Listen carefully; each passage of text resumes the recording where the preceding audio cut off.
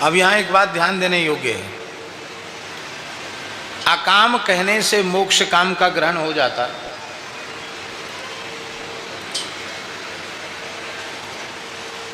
अथवा मोक्ष काम कहने से अकाम का ग्रहण हो जाता। तो अकाम और मोक्ष काम ये अलग अलग क्यों रखे गए?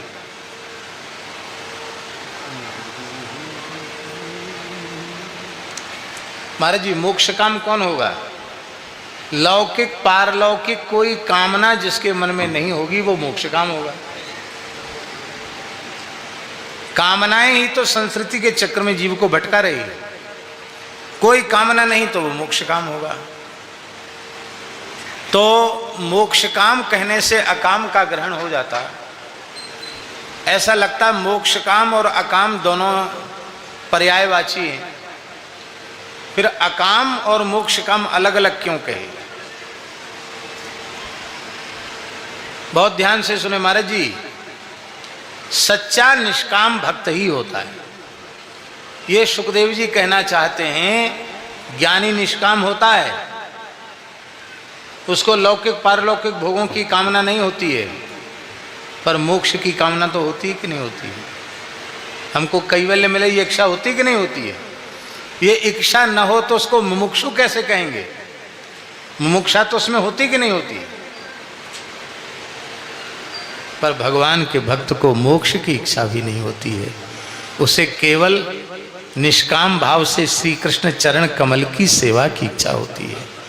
इसलिए अकाम से भक्तों का ग्रहण किया, मोक्ष काम से ज्ञानियों का ग्रहण किया, और सर्व काम से कर्म मार्ग के पथिकों का ग्रहण किया।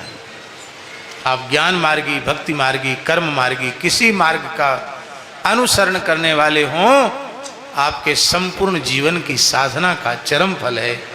आहा, तीव्रेण भक्ति योगेन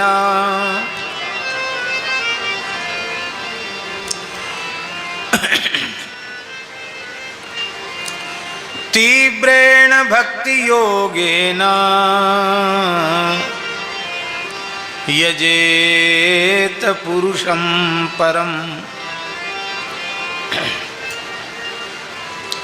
तीव्र भक्ति योग से परम पुरुष भगवान का यजन करे। ये तीव्र भक्ति योग क्या है? आप यहां से वृंदावन पैदल जाएं तो देरी से पहुंचेंगे कि नहीं?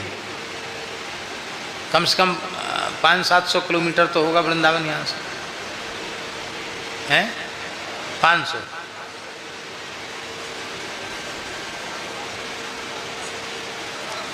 एक दिन में 50 किलोमीटर भी चलेंगे तो 500 किलोमीटर चलने में कितना दिन लगेगा? हैं? 10 दिन लगेगा। और मान लो बैलगाड़ी में बैठ के चलें तो थोड़ा और जल्दी, क्योंकि बैल थोड़ा और जल्दी चलते हैं। अब मान लो घोड़ा गाड़ी में बैठ के चलें तो थोड़ा और जल्दी।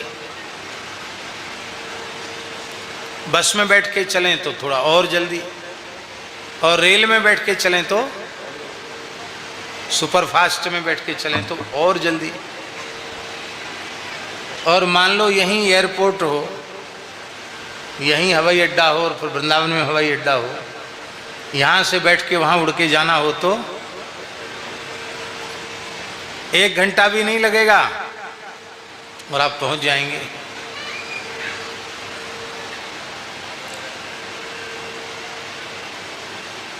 इसलिए कर्मयोग, ज्ञान योग ये अलग अलग वाहन के साधन है, पर तीव्र भक्ति योग हवाई यात्रा है। इसी जन्म में, इसी शरीर से, इसे तीव्र भक्ति योग, मंद्र भक्ति योग नहीं, तीव्र भक्ति योग। तीव्र भक्ति योग का अर्थ है अपने साधन को कभी शिथिल नहीं पड़ने देना और साधन से कभी संतुष्ट नहीं रहना।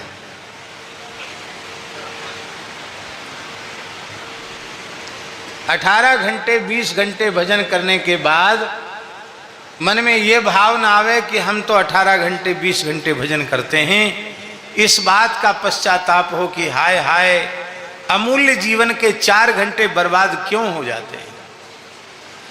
मान लो 22 घंटे भजन करने का, आप लोग कहेंगे संभव है? क्या संभव है? श्री चैतन्य महाप्रभु के पार्षद श्री नामाचार्य श्री हरिदास ठाकुर 22 घंटे उच्च स्वर से हरे कृष्ण महामंत्र का संकीर्तन पूर्वक 3.5 लाख नाम लेते थे। उनको 22 घंटा लगता था। कितना बचे? कितने? 2 घंटे। 2 घंटे में खाना पीना सोना सब हो जाता था। तो 22 घंटे भजन की बात उनके मन में नहीं आती थी। ये जो 2 घंटे व्यवहार में चले जाते, इसके लिए वो रोते थे कि हाय हाय, हमारे 2 घंटे नष्ट क्यों हो गए। इसको कहते हैं तीव्र भक्ति योग। इसको नहीं कहते कि खाली तिलक लगा के घूमने लगे, ना माला जप कर रहे हैं, ना ध्यान कर रहे हैं, ना भगवत सेवा, कुछ नहीं। ऐसा मत समझना तिलक कंठी की महिमा कम कर रहे हैं, ऐसा नहीं समझना। पर साधन को निरंतर तीव्र करते चले जाना, साधन को शिथिल नहीं करना, साधन तीव्र से तीव्र हो, बस। अभी भी ऐसे महात्मा हैं माता जी जो 24 घंटे में 2.5-3 घंटे ही विश्राम करते हैं।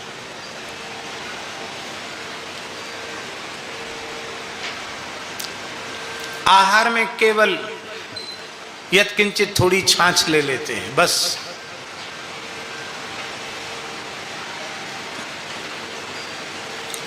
मुश्किल से 3-3.5 घंटे विश्राम करते हैं।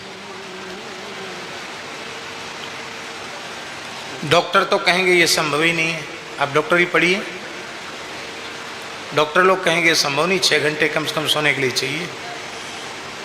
वो पूर्ण स्वस्थ हैं, कोई किसी प्रकार की बीमारी नहीं, 1 कौड़ी की भी दवाई नहीं खाते, दवाई के नाम से कोई चीज नहीं खाते।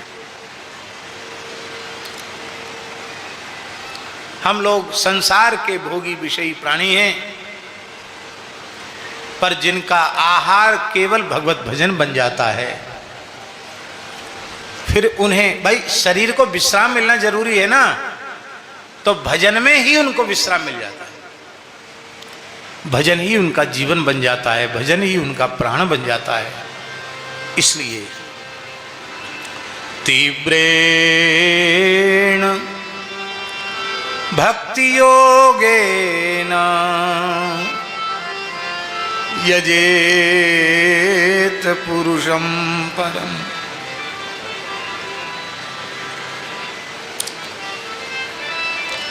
क्योंकि ज्ञानम यदा प्रतिनिवृत्त गुणोर्मिचक्र मात्म प्रसाद उतयत्र गुणे स्वसंगः कैवल्य सम्मत पथस् त्वथ भक्ति योगः को निर्वृतो हरि कथा सुरतिम न कुर्यात्। बड़ी अद्भुत बात है।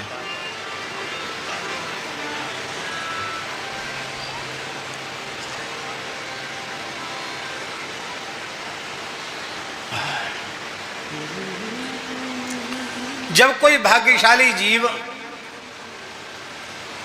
किसी भगवत भक्त महापुरुष के चरणों में बैठता है,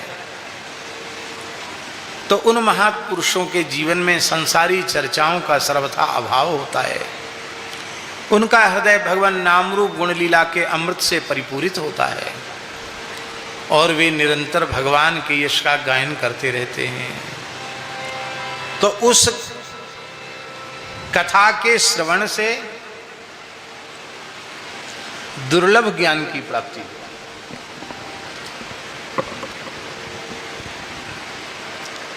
ज्ञान क्या है? अर्थ पंचक का बोध ही ज्ञान है। क्या है? अर्थ पंचक का बोध ही ज्ञान। अर्थ पंचक ज्ञान को ही ज्ञान कहा गया। ये अर्थ पंचक क्या है? बहुत ध्यान दे करके सुने।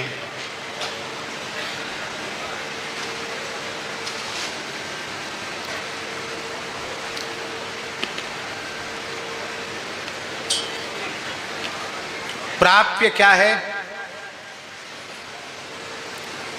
प्राप्य का स्वरूप क्या है? प्राप्ता का स्वरूप क्या है? प्राप्ति का उपाय क्या है? प्राप्ति का विरोधी क्या है? और प्राप्ति का फल क्या है? इन पांचों चीजों का ज्ञान कथा सुनने से हो जाता है। प्राप्य स्वरूप माने परमात्मा के स्वरूप का बोध।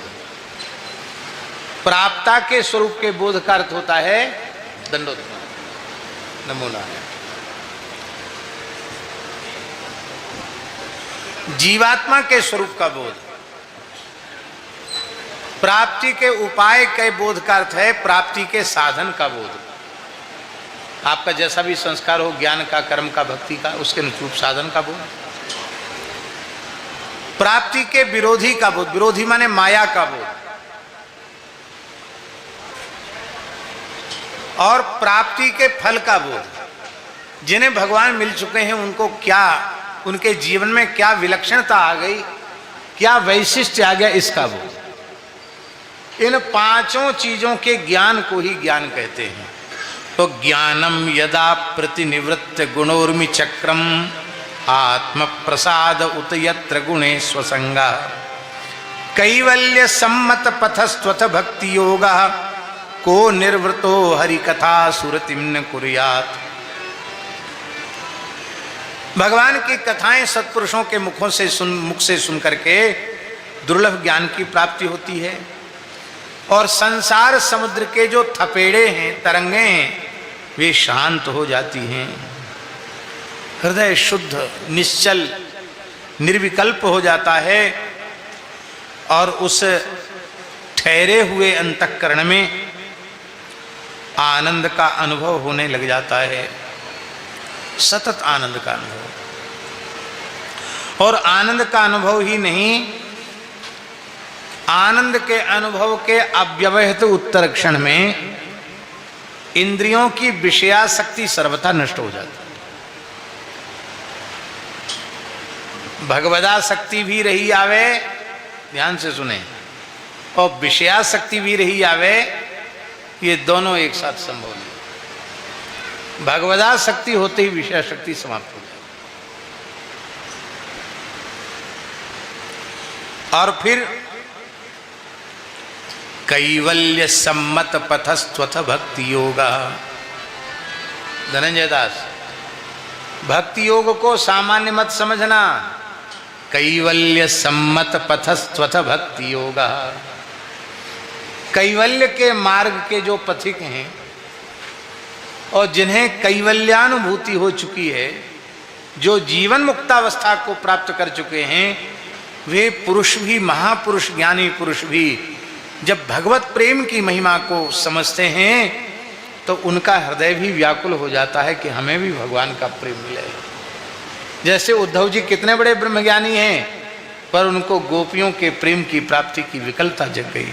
सुखदेव जी कितने बड़े ज्ञानी हैं, पर कृष्ण प्रेम की प्राप्ति की विकलता उनके भीतर जागृत हो गई। कैवल्य सम्मत पथस्त्वथ भक्ति योगा। ये भक्ति योग कैवल्य सम्मत पथ है। ऐसी भगवान की कथाओं से प्रेम कौन नहीं करेगा।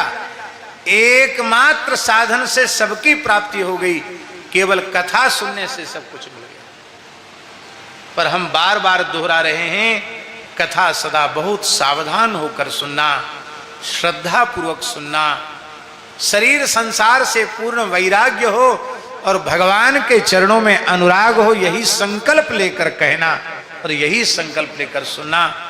तो आप पक्का समझें, एक ही कथा जीवन की अनंत व्यथाओं का विराम लगा देगी और आपका परम कल्याण हो जाएगा।